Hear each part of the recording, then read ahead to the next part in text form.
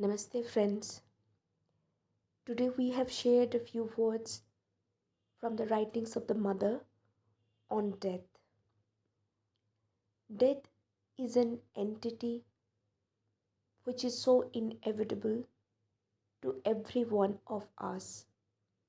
Either we are afraid of this inevitable death that is going to happen in our life in the form of our personal death or the death of someone very near to us. So, in a nutshell, there is no one in this world who is not affected by it. But the words of the mother and Sri Aurobindo helps us, help us to rethink this death, redefine it, and accept it in a courageous way. First, we will be reading a poem by Sri Aurobindo, which he wrote in his Baroda and Bengal phase, somewhere in between 1900 and 1910. Although he has not achieved the higher planes of his yoga yet, but the message he is giving through this poem is undeniable even in his later works. So we can connect the later works of Sri Aurobindo, the Pondicherry phase, and the pre-Pondicherry phase, especially the way he explains death in his epic Savitri. So, we are reading now from the poem written in between 1900 and 1910. The title of the poem is The Fear of Death. Death wanders through our lives at will. Sweet death is busy with each intake of our breath. Why do you fear her?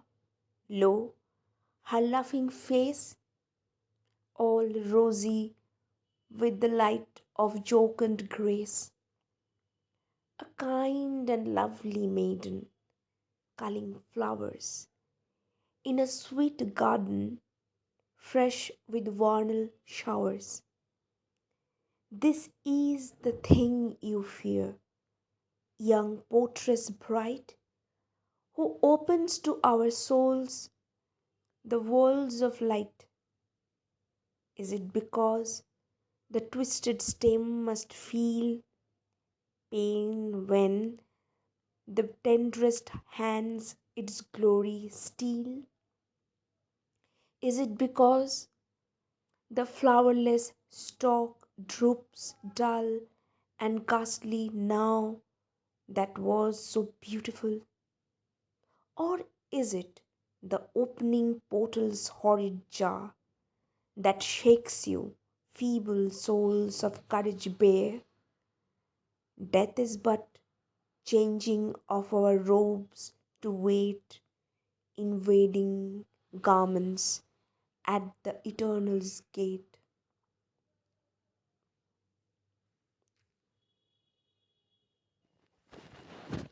Written in the same phase,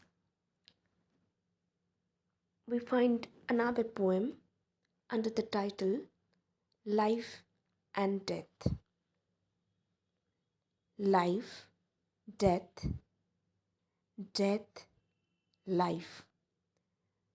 The words have led for ages our thought and consciousness and fondly seemed two opposites. But now long hidden pages are opened, liberating truths undreamed. Life only is, or death is life disguised. Life a short death until by life we are surprised. So, both of the poems explain themselves very well. The words are simple, straightforward. So, in the second audio, we will see some words of the mother. We will read from her.